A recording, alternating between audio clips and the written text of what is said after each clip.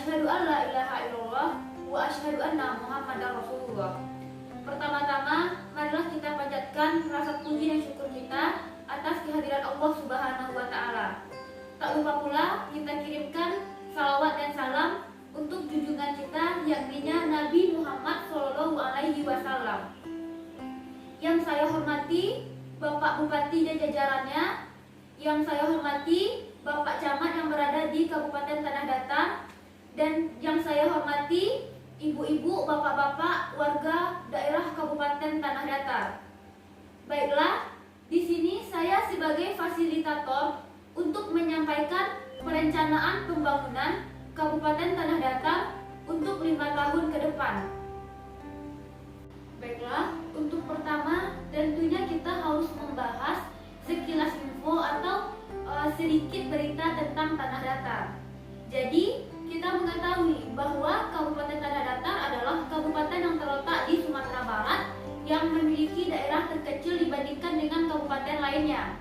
Kabupaten Tanah Datar itu sendiri memiliki beberapa potensi yang ada di dalamnya, seperti potensi budaya yang kental dengan adat Minangkabau. Kabupaten Tanah Datar merupakan daerah pertanian. Hal ini terlihat dari dominasi sektor pertanian dan perekonomian wilayah, penyerapan tenaga kerja, dan pemanfaatan lahan. Lokasi pertanian tersebar merata di seluruh wilayah dan produksinya terus meningkat sebagai pendapatan dari warga Tanah Datar itu sendiri. Jadi bisa dibilang dengan luasnya lahan pertanian tersebut menjadi tolak ukur atau menjadi sumber pendapatan bagi Tanah Datar itu sendiri. Nah, banyak faktor lain atau sektor lain yang bisa dijadikan sumber daya alam atau sumber potensi yang ada di Tanah Datar, seperti perkebunan, persawahan, dan lain-lainnya. Selanjutnya, tidak lupa juga sektor pariwisata yang ada di Tanah Datar, seperti Pagaruyung, adanya wisata seperti Pajuan Jawi, dan lain-lainnya. Setelah melihat beberapa potensi yang ada di Tanah Datar, selanjutnya kita akan menyusun atau merencanakan perencanaan untuk tahun 2016 sampai 2021. Adapun tujuan dari rencanakannya kebijakan tersebut adalah yang pertama, mendorong percepatan pembangunan pusat pertumbuhan ekonomi sebagai penggerak utama pertumbuhan dengan memperhatikan potensi, karakteristik, dan keunggulan daerah dari Tanah Datar. Yang kedua, memperhatikan aspek keberlanjutan dengan berpedoman kepada RT RW dan KLHES dalam pengembangan dan pembangunan wilayah. Yang ketiga, mendorong pengembangan dan pemerataan wilayah secara terpadu untuk mewujudkan kemakmuran, kesejahteraan, dan kemajuan yang adil dan merata di seluruh wilayah.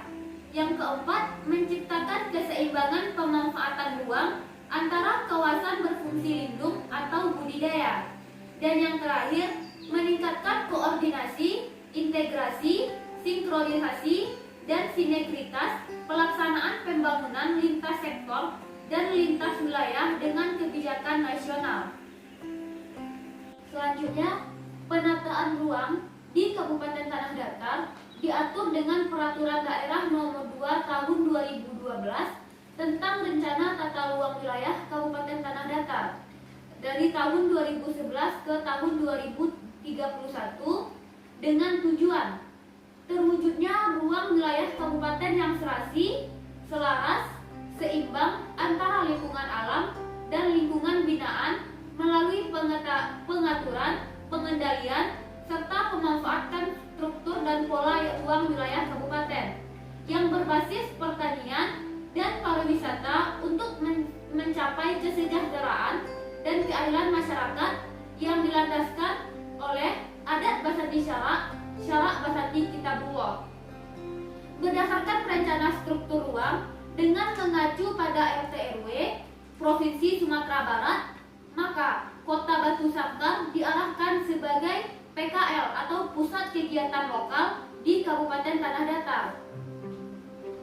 Di samping Kota Batu Sangkar sebagai pusat PKL, Juga terdapat pusat layanan kawasan yang terdiri dari tiga kecamatan, yaitu Kecamatan Cimabur, Kecamatan Tanjung Emas, dan Kecamatan Pariaman.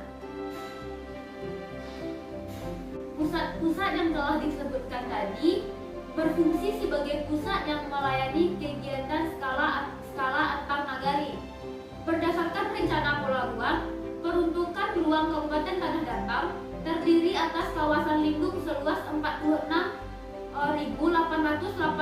hektar dan kawasan budidaya seluas 86.717 hektar. Kawasan lindung meliputi kawasan hutan lindung, budidaya, hutan produksi, hutan yang dapat dikonversi, kawasan pertanian, perkebunan, dan permukiman. Di samping PPL, di Kabupaten Tanah Datar juga terdapat kawasan perdesaan. Permasalahan dalam pemanfaatan ruang kawasan perdesaan lain belum tersedianya perencanaan tata ruang kawasan perdesaan. Dalam implementasi pemanfaatan ruang, perizinan pemanfaatan ruang merupakan salah satu bentuk pengendalian pemanfaatan ruang yang bertujuan agar pemanfaatan ruang dapat berjalan sesuai dengan fungsi ruang yang ditetapkan dalam rencana tata ruang. Selanjutnya kita akan membahas tentang permasalahan atau isu-isu strategis yang ada di Tanah Datar. Analisis isu-isu strategis didukung oleh kemampuan untuk menangkap setiap interaksi sosial, ekonomi, politik budaya, dan teknologi. Ada beberapa hal yang mempengaruhi interaksi tersebut, antara lain situasi global yang meliputi aspek-aspek terjadinya yang melampaui batas-batas administrasi negara, situasi nasional, dan situasi regional. Keterkaitan antar isu strategis dapat mendorong penguatan dan penerapan prioritas dalam perencanaan pembangunan berdasarkan data dan fakta-fakta yang ada. Karena itu, penyusunan rencana jangka menengah daerah akan bergerak dari satu realitas yang mencakup pembangunan di segala bidang secara lokal dengan memperhatikan perkembangan dan realistis lain di lingkungan sekitar sehingga mampu mengatasi berbagai kajian isu strategis tersebut. Nah, jadi permasalahan apa sebenarnya yang terjadi di Kabupaten Tanah Datar?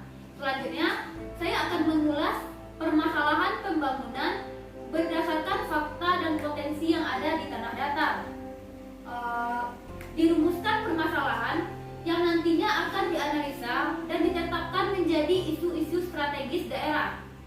Permasalahan pembangunan di Kabupaten Tanah Datar dikelompokkan menjadi 6 aspek pembangunan yang mencakup: yang pertama, aspek geografis dan potensi sumber daya alam. Daerah permasalahan yang terkait dengan aspek geografis dan potensi sumber daya alam di Kabupaten Tanah Datar antara lain: yang pertama, secara geografis, Kabupaten Tanah Datar terletak tepat di tengah Provinsi Sumatera Barat. Namun, posisi strategis tersebut belum diikuti oleh aksesibilitas yang memadai karena pengaruh topografi daerah yang cenderung berbukit-bukit dan lembah serta luasnya cakupan wilayah. Yang kedua, masih terjadinya alih fungsi lahan terutama pada lahan produktif untuk kegiatan non-pertanian. Yang ketiga, belum optimalnya pemanfaatan rencana tata ruang yang berwawasan lingkungan dalam perencanaan pembangunan. Yang keempat, masih adanya keterbatasan dalam melakukan eksplorasi dan eksploitasi sumber daya alam secara optimal yang dimiliki daerah. Yang kelima, masih rendahnya kepedulian dan partisipasi masyarakat terhadap pengurangan risiko bencana. Yang keenam, masih terdapatnya lahan kritis. Yang ketujuh, belum tuntasnya regulasi untuk legalitas perencanaan pengelolaan lingkungan dan pengembangan ekonomi terpadu. Yang kedelapan, adanya keterbatasan kewenangan pemerintah Tanah Datar dalam pengelolaan kawasan lembah Anai. Yang kesembilan, adanya potensi sumber daya alam dan energi terbarukan yang belum terakomodasi. Dan yang terakhir, sebagian besar daerah pada kawasan rawan bencana alam sehingga memiliki resiko tinggi dalam melakukan aktivitas ekonomi. Selanjutnya, aspek demografi dan potensi sumber daya manusia daerah tanah datar. Permasalahan makro yang terkait aspek demografi diantaranya, yang pertama, masih dijumpai pengangguran yang tersembunyi. Yang kedua, masih rendahnya angka rata-rata lama sekolah yang diindikasikan dengan belum tuntasnya wajib belajar. Yang ketiga, angka partisipasi kasar dan angka partisipasi murni semakin rendah pada tingkat pendidikan yang lebih tinggi. Yang keempat, masih tingginya tingkat kematian ibu saat melahirkan. Yang kelima, belum terpenuhinya rasio tenaga kesehatan dengan jumlah penduduk. Yang keenam, masih belum optimalnya penerapan PHBS. Yang ketujuh, masih adanya keterbatasan peningkatan kualitas sumber daya manusia. Selanjutnya, kita beralih pada aspek infrastruktur, transportasi, komunikasi, dan informatika.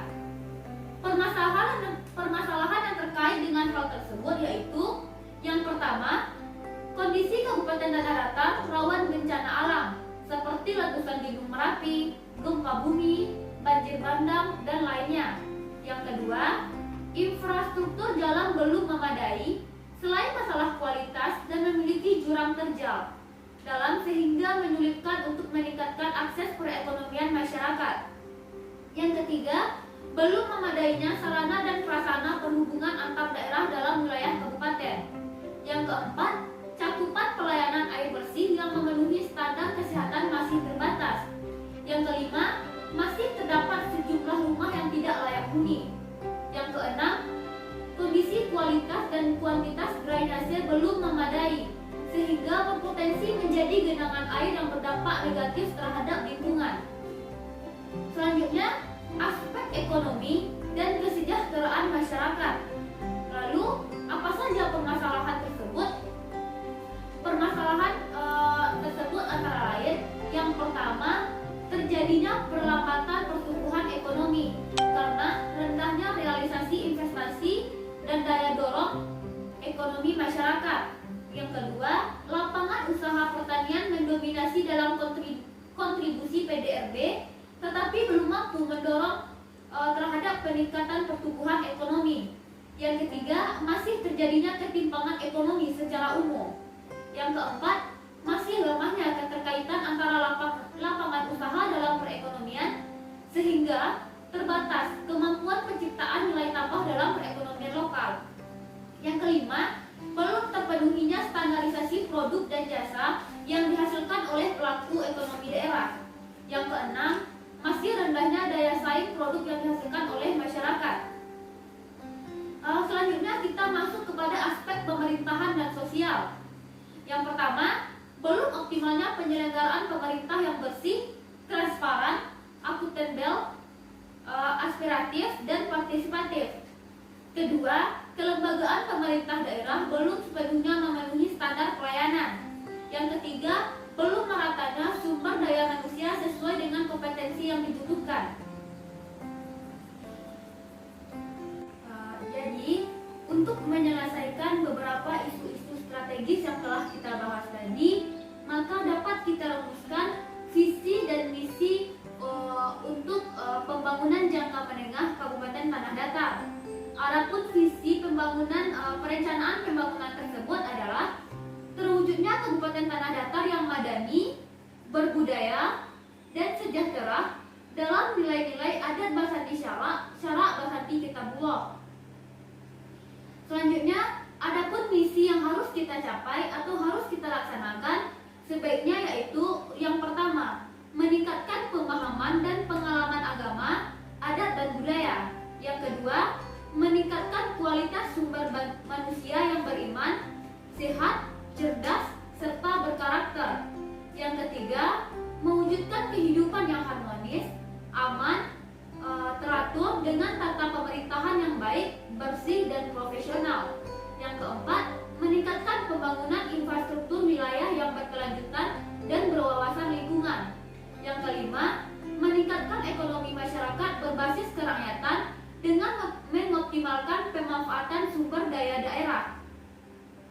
Lalu apa tujuan dan sasaran dari pembangunan daerah yang akan kita capai? Maka kita harus merumuskan suatu kebijakan atau suatu nilai atau suatu sasaran yang harus kita capai. Maka secara umum kebijakan tersebut adalah melalui pembangunan program untuk menggambarkan keterkaitan antara urusan pemerintah yang dilaksanakan dengan indikator kinerja yang menjadi acuan dalam penyusunan program-program pembangunan berdasarkan strategi dan arah kebijakan yang telah ditetapkan. Adapun kebijakan tersebut secara umum, yang pertama, peningkatan kualitas sumber daya manusia dan pendidikan. Yang kedua, peningkatan pembangunan pertanian yang difokuskan pada peningkatan pemanfaatan potensi sumber daya daerah secara efektif dan efisien. Yang ketiga, peningkatan dan pengembangan pariwisata yang difokuskan pada peningkatan dan pengembangan destinasi wisata budaya. Dan yang terakhir, peningkatan pelayanan publik. Selanjutnya, kebijakan penataan ruang yang harus kita laksanakan yaitu yang pertama, penetapan dan pengembangan pusat-pusat kegiatan dalam kerangka tata ruang wilayah kabupaten untuk menunjang pelayanan sosial, budaya, ekonomi, dan administrasi masyarakat.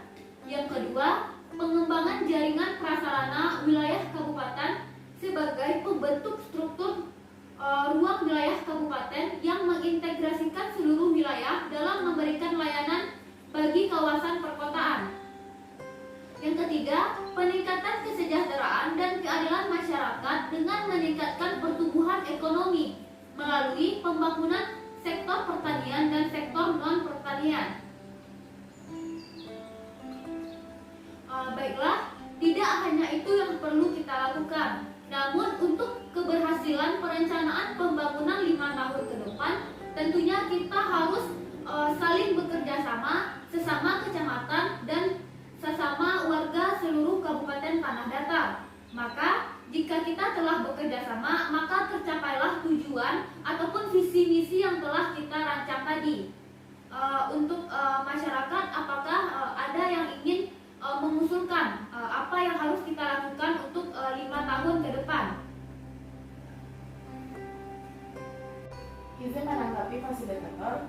Menurut saya kebijakan-kebijakan yang telah ditetapkan tadi itu semua sudah sesuai dengan daerah Kabupaten Tanah Datar kita ini. Untuk kedepannya semoga apa yang telah kita rencanakan itu berjalan dengan lancar. Terima kasih. Baiklah, terima kasih kepada Ibu. Benar kata Ibu, jika kita saling bekerja sama, maka tentunya kita akan bisa mencapai tujuan tersebut. Baiklah, mungkin hanya sekian perencanaan pembangunan atau kebijakan pembangunan yang bisa saya sampaikan. Saya sebagai fasilitator dalam perencanaan hari ini meminta maaf jika ada kesalahan. Saya pamit, terima kasih. Assalamualaikum warahmatullahi wabarakatuh.